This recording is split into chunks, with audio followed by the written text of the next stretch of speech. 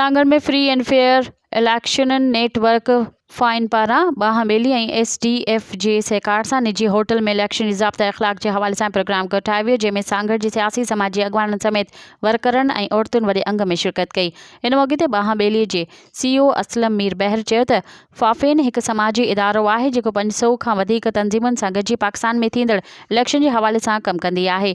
Election जी सरगर्मियुनि खे मुशाहिदो करे इलेक्शन कमीशन सां पंहिंजियूं तजवीज़ूं शेयर कंदी आहे त जीअं साफ़ शफ़ाफ़ ऐं पुरअमन इलेक्शन खे यकीनी बणाए सघिजे।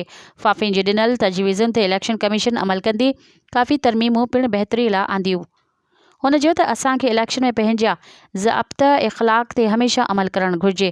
जॾहिं इन ते अमल कंदासीं तॾहिं साफ़ शफ़ाफ़ ऐं पुरअमन इलेक्शन सां मुल्क तरक़ीअ तरफ़ वेंदी। उन सां नफ़रतूं जनम न वठंदियूं। असांखे हथियारनि जी नुमाइश या कंहिं ॿिए पार्टी जे ख़िलाफ़ घटि वधि ॻाल्हाइणु न घुरिजे। हर कंहिंखे वोट जी आज़ादी हुजे। कंहिंखे बि कंहिंजे इलेक्शन सरगर्मियुनि जी ज़बरदस्ती रस्ता रोक न करणु घुरिजे। नफ़रत आमेज़ तक़रीरुनि खां पासो करणु घुरिजे। जॾहिं त इन मौक़े ते SDF जे चीफ मुजीद मंगरियो आयल महिमाननि जो शुक्रियो पिणु अदा कयो। प्रोग्राम में अमीर बख्श बुर्दी, ॿाहं-ॿेलीअ जे जाम अंदाज़, ग़ुलाम कादिर उन्नड़, मैडम रोज़ीना कुरैशी, सलमा कुरैशी समेत ॿियनि वॾे अंग में शिरकत कई।